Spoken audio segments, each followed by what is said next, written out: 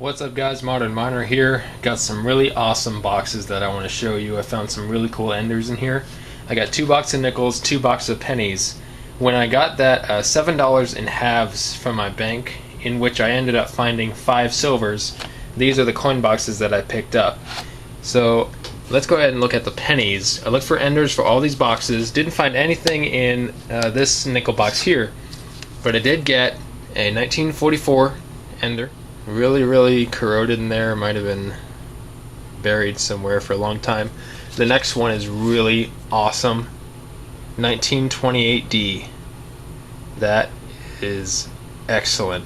I cannot wait to dive into that box. And this nickel box right here, I got 3 enders. We have a 1998 Canada. This one, which looks really old, it's probably going to be from the 40s. I looked at the mint, it is a D mint. So hey, we'll see what that is. And check this out. That is a Philadelphia mint, wartime 35% silver nickel. That's the first ender that I discovered in this box. I cannot wait to dive in. I'm going to do the penny boxes first. Now normally I will divide these videos up to maybe 1 box or 2 boxes per video. Since this was all one haul, I think I'll just do all 4 of these boxes in the one video, maybe cut out the parts that aren't as interesting. I'll go ahead and start with the penny box with the 1944 ender. We'll do the 1928 ender box, the less interesting nickel box, and then we'll do the one with the silver ender to finish off. Alright, let's dive right into these pennies, shall we? Starting off good, right off the bat we get a 58D in the first roll, as well as a 1970S, large date, not a small date. Hey, let's keep going. Alright, well this has been a pretty typical box, not too much excitement here. Few wheats, few Canadians, you know, the normal stuff. Just about to open up this last roll, which is the 1944 ender, but the roll that I did just open had 2 wheats in it. Haven't seen the dates in it, so we're going to see what these dates are. That one is a 1956. This one's a little more banged up. I don't know if it's older or not, but we'll see. Same year, 56. Alright, let's go ahead and open up this ender live. Now so far in this box I have had 2 rolls with 2 wheat pennies in them. Maybe this one will have another one in it too, I don't know.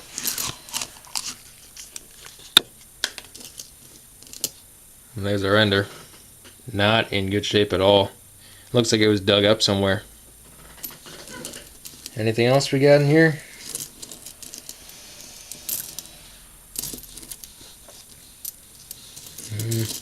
Decent amount of copper. Got a decent amount of copper from this box, but I'm not seeing any more wheats in this roll. So let's move on to the next box. Just getting into the second box here. How many times has this happened to me? We got a dime in another roll of pennies. Ha. Not complaining. It's just kind of weird. And the first wheat penny out of this box is a 56D. Even has an error. On the obverse has a die chip. The top of the 9 is filled. So that's kind of cool. Not super interesting, but still it's an error on a wheat penny. Very next roll, got a spectacular 1962. Love the shine on this thing, if I can turn it over. It is really nice. This box has been pretty steady so far. I've got 10 wheats besides the ender. Just got a Young Head Canadian 1959. So that's pretty cool. Getting a lot of copper so far in this box, so I'm pretty happy.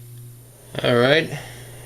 Pretty good box so far. We are down to our last roll, and it is the 1928D ender. Other than the ender, I've pulled out 14 wheats from this box. One of the most recent ones being a 1938. Only one from the 30s so far. So let's go ahead and open up this last roll, and then we'll jump into the nickels.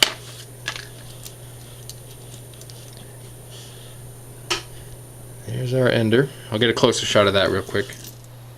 And there's our oldie, 1928D. Not bad shape for being 90 years old. It's pretty cool. You can still see quite a few lines on the wheat stalks. That is very nice. Alright, let's move on to the nickels. Alright, it's time for the nickels. Of course, we're going to save the ender box for last, but let's dive right into this one.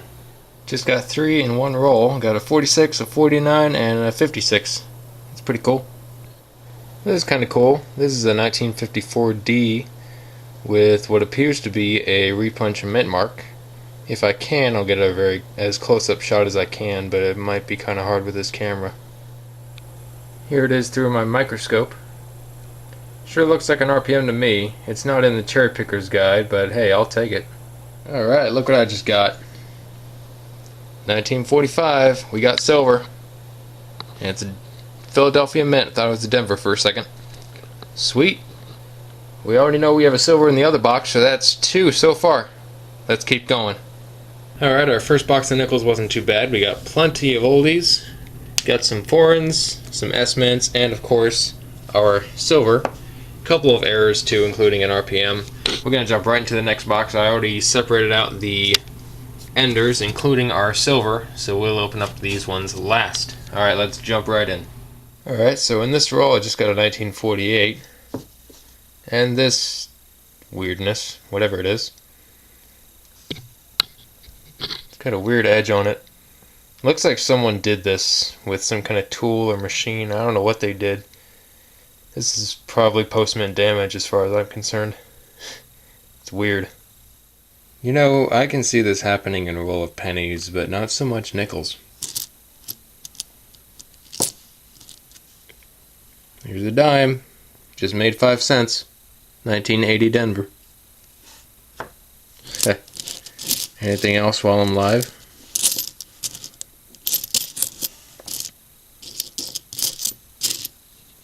Nah. Alright, let's keep going. See, now I'm losing money. This better be copper. Nope. 2005 penny. Alright, we're down to our last 3 rolls. We're going to open up our enders. We're going to start with the Canadian. Not too exciting, it's only a 98, but we will see what else is in here.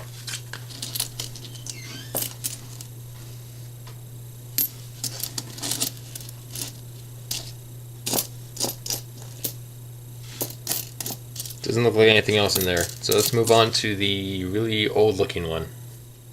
Alright, now for the old looking one. I'm going to guess this from the 40s. It has a D mint mark. But let's see.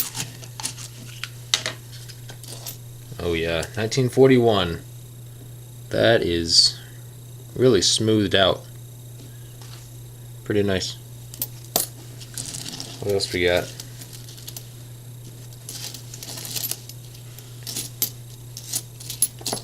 Nickels can be pretty tough. Yeah, nothing else in this roll. So let's move on to our silver ender. Alright, time for our silver ender. Last roll, of course. It is a P mint. I don't think I've ever had a silver ender in a roll in a box of nickels.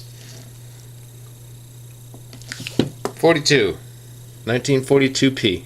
Sweet. What else we got?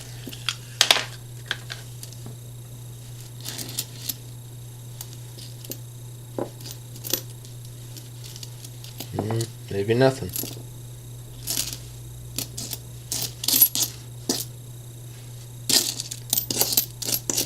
Looks like it's just going to be the ender. Alright, we got a pretty good wrap-up coming, so I will come back with that.